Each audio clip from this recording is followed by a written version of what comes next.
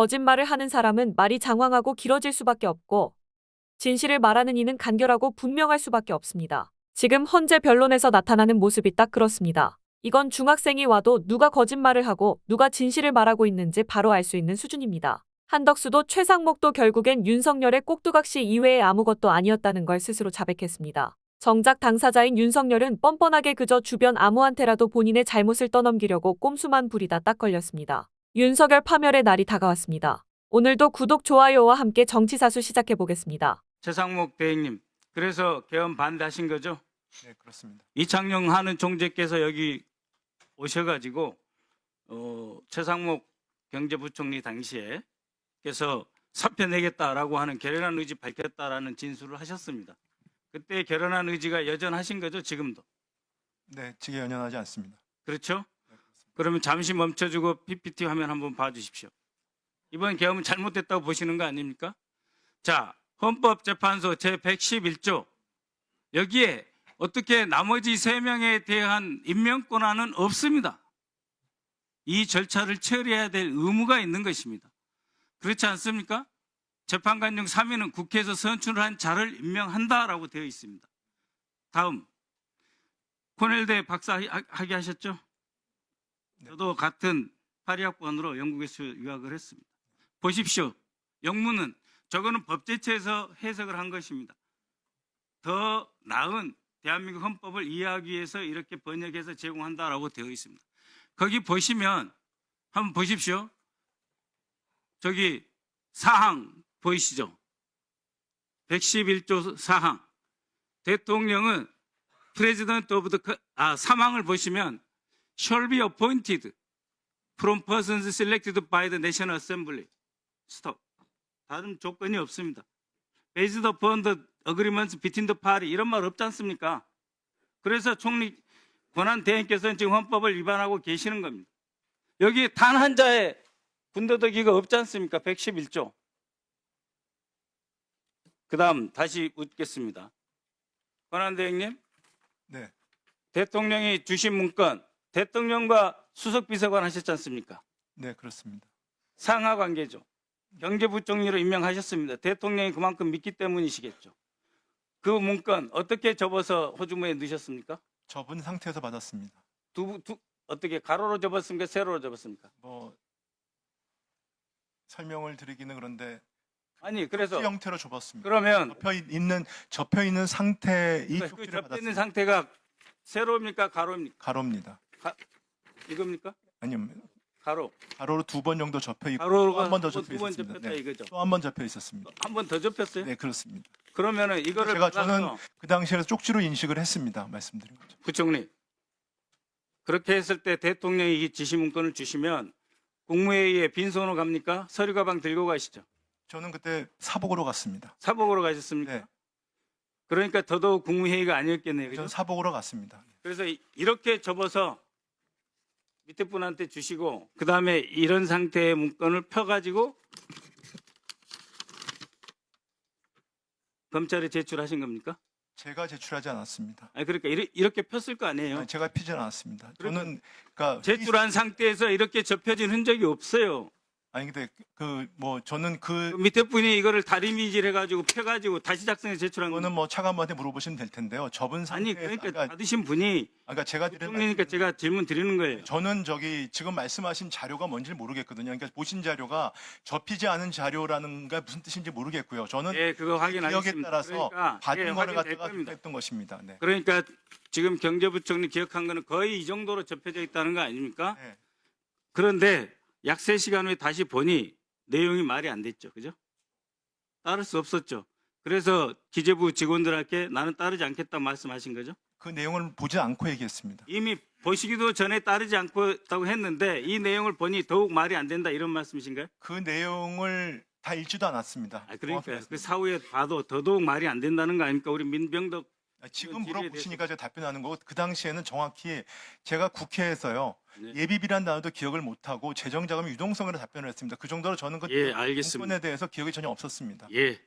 자, 정진석 비서실장께 질문 드리겠습니다. 김용현이 대통령을 이렇게 잘못 모셔가지고 계엄으로 끌고 간 것에 대해서 당시 국무회의 그 배석자로서 김영현에게 뭐라고 말씀하셨습니까? 저는 국무회의 배석자가 아니었습니다. 그러면 그 자리에 계셨지 않습니까? 국무회의에 참석하지 않았습니다. 그럼 김영현에게 해제- 뭐라고 했습니까? 해제 국무회의는 참석했고 배석했지만 김영현하고 접촉한 적 없습니까? 그러니까 정확히 말하면은 부딪힌 적 있잖아요. 그러면은 비서실장은 기본적으로 계엄을 찬성하셨습니까? 계엄에 찬성한 바 없고 찬성한 적 없으시죠? 김선호 국방장관 직무대행 예, 직무대행입니다. 지금 증거인멸 하고 있습니까 없습니까? 증거 보존하고 있습니까? 예, 증거 인멸하는 적 없습니다. 감찰실장이나 기타 부하들에게 자체 조사 시키고 있습니까? 어떤 조사를 말씀하시는 겁니까? 전체 계엄에서 왜 군이 동원됐는지 과정을 군대원으로서 당연히 감사하셔야 되는 거 아닙니까? 그건 지금 수사가 되기 때문에 제가 별도로 뭐 조사나 감사를 하는 것은 맞지 않습니다. 당시 뭐 이미 통화 내역도 나와 있고 통화 시간도 나와 있는데 제가 여인영 사령관이 누구로부터 지시를 받고 어떤 명단이 있고 그런 것까지는 제가 알 수 있는 사항이 아니었죠. 네, 다음 질문, 저는 다만 다음 질문 좀 여인영 여쭙겠습니다. 사령관으로부터 네, 시간이 11시 없어서요. 6분에 이야기하는 여인영- 걸 들었을 뿐입니다. 예, 여인영 사령관은 당시 증인과 통화할 때 엘리베이터 안으로 오르내리면서 아주 분주한 상황이었다고 합니다. 명단을 말할 객관적인 상황 자체가 되지 않는 것 같은데요. 방첩사 간부들도 체포 명단 이야기가 나온 적이 없다고 합니다. 그리고 증인의 체포 명단을 보면 아주 다양한 사람들이 기재되어 있는데 널리 알려져 있듯이 방첩사가 출동한 것은 단 두 방향, 국회와 선관위 관련뿐입니다. 증인이 명단에 열거한 그 수많은 사람들이 국회와 선관위 방향과 연결된다고 말할 수 있나요? 아니요. 저는 뭐 특별한 연관성을 갖고 한 게 아니라 여인영 사령관이 불러준 명단을 받은 거고요. 그럼 우리 변호인께서는 그 10명, 10여 명의 명단을 제가 지원했다고 생각하시는 겁니까? 네. 제가 12월 6일만 하더라도 네, 제가 제가 하는 부분에 대해서 다음- 많은 의혹을 네, 제기했지만 죄송합니다. 시간상요. 지금 제가 이미 다음 방첩사에서 질문을 똑같은 듣겠습니다. 명단이 확인됐다고 언론에 나왔던데요. 다음 질문하겠습니다. 네. 예, 송준호 변호사입니다. 증인은 지난번 국조특위에서 김성훈 경호차장 만난 사실 있죠? 김성훈 경호처 만난 적 있죠. 같이 그때 출석하 있는 증인으로 같이 있었습니다. 예. 그때 김성훈 경호차장이 증인한테 이제 거짓말 좀 그만하시죠. 이렇게 물어보니까 증인이 미안하다, 가른말을 잘못 탔다 이렇게 대답한 적이 있죠.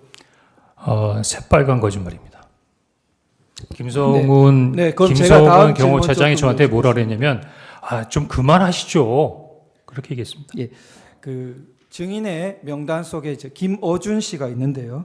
이 그 피청구인 대통령은 선관위만 이야기했고 여론조사 꽃 경우에는 알고 난 다음에 중단시킨 것이 있습니다. 그런데 이 그 여론조사 꽃 경우에는 그 출동한 인원 자체가 선관위와 관련되어서 선관위, 과천 그리고 관악 그 다음에 연수원 세 곳과 여론조사 꽃 이렇게 여인영 사령관이 말하고 있는데 그렇게 묶였기 때문에 IT 요원들이 간 것입니다.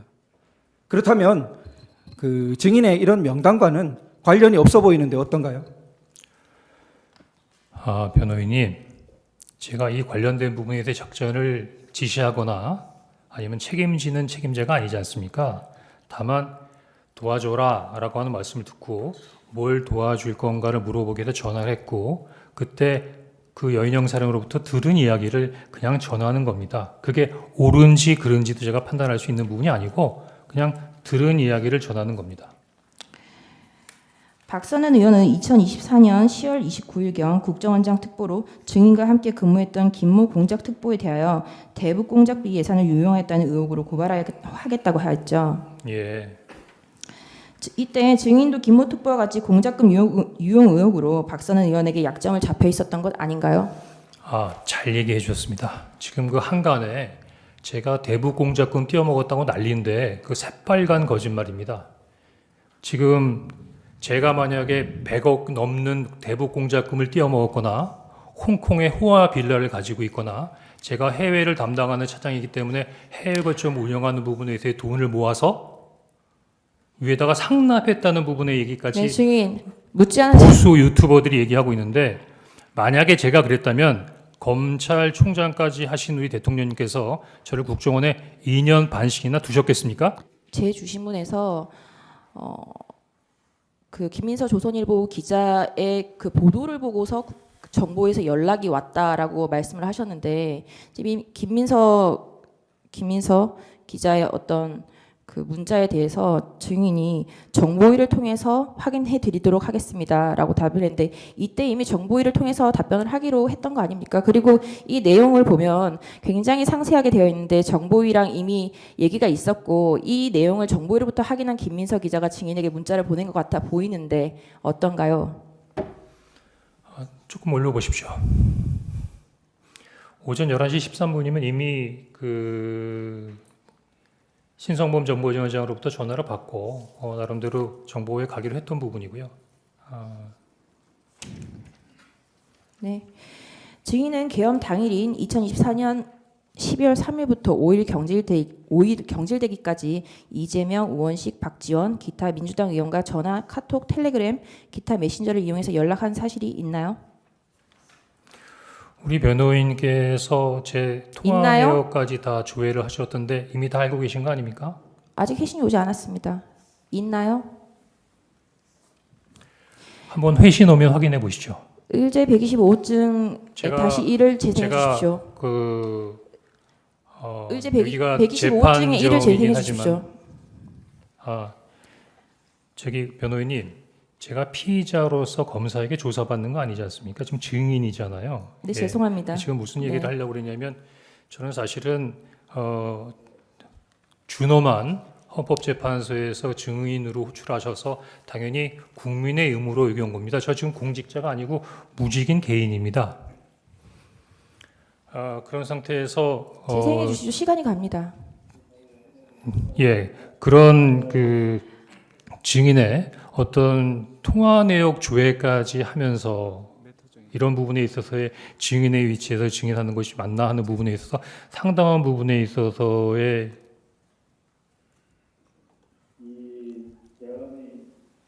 증인은 검찰에서 그 계엄 당일 22시 53분경 대통령과의 통화에 대해서 조태영 국정원장에게 보고를 하면서 네. 제가 대통령님께로부터 전화를 받았습니다. 대통령님께서 원장님이 미국 출장을 가셨는지 아셨나 봅니다. 대통령님께 방첩사를 지원하라고 합니다. 방첩사가 이재명, 한동훈을 잡으러 다닙니다. 라고 보고 드렸다라고 진술했죠. 그렇습니다. 조태영 국정원장은 계엄 선포를 위한 국무회의에 참석을 해서 불과 20분 전까지 대통령과 함께 있다가 국정원에 복귀한 사람입니다. 대통령이 22시 53분경에 국정원장이 미국 출장을 간 줄 알고 증인에게 지시를 했다는 건 이상하지 않나요? 이상하죠. 저도 이상하게 생각합니다. 왜냐하면 제가 이렇게 말씀드리는데도 네. 그 국정원 그 다음 여쭤- 조태영 원장님께서 국무회에 갔다 왔다는 말씀을 안 하셨고, 대통령이 이미 뵙고 왔다는 말씀도 저한테 안 하셨습니다. 제가 언제 네. 어떻게 알게 됐냐면, 조태영 원장님께서 말씀을 해주셔서 한 게 아니라 그 다음날 다음날 아침에- 언론에 나와서 알았습니다. 다음날 아침에 알았죠. 네. 그래서 36강 여쭙겠습니다. 대통령은 그 22시 53분경 전화에 대해서 아까 그 국무회의가 다 끝나고 나서 당시에는 국정원장이 미국에 가 있는 줄 알고 그 국정원장 부재시의 그 직무대리인 1차장인 증인에게 전화를 해서 한두 시간 뒤에 전화할 테니 대기하고 있으라라고 말을 했는데, 국정원장이 비서실장의 전화를 받고 국무회의에 참석을 해서 그 비상계엄 선포를 하고 난 이후에 아까 전화 대기를 하고 있으라는 그 말이 생각이 나서, 아까 국정원장이 한국에 있다는 말을 왜 안 했냐, 국정원이 대공수사를 해야 되는데 대공수사권이 없어졌으니 방첩사를 도와라, 방첩사령관 육사 후배니 방첩사를 도와 정보가 있으면 정보를 주고 간첩들 싹 다 잡아들이라 라고 말을 했다는데, 증인의 워딩과 미묘하지만 굉장히 큰 차이가 있는데 지금 어떤가요? 어디 있는 말씀이십니까? 이건 대통령의 말씀을 제가 질문을 한 겁니다. 대통령이 이렇게 진술을 했다고요. 그러면 다시 한번 말씀해 주십시오. 너무 빨리 말씀을 하셔갖고 잘 못 알아들었습니다. 대통령께서는 22시 53분경 전화에 대해서 아까 국정원장이 한국에 있다는 말을 왜 안 했냐, 국정원이 대공수사를 해야 되는데 대공수사권이 없어졌으니 방첩사령관이 육사 후배니 방첩사를 도와서 정보가 있으면 정보를 주고 간첩들 싹 다 잡아들이라 라고 말했다는데 증인의 말과 다른데 어떤가요? 대통령님이 누구한테 하신 말씀이십니까? 증인에게요. 저한테요? 네.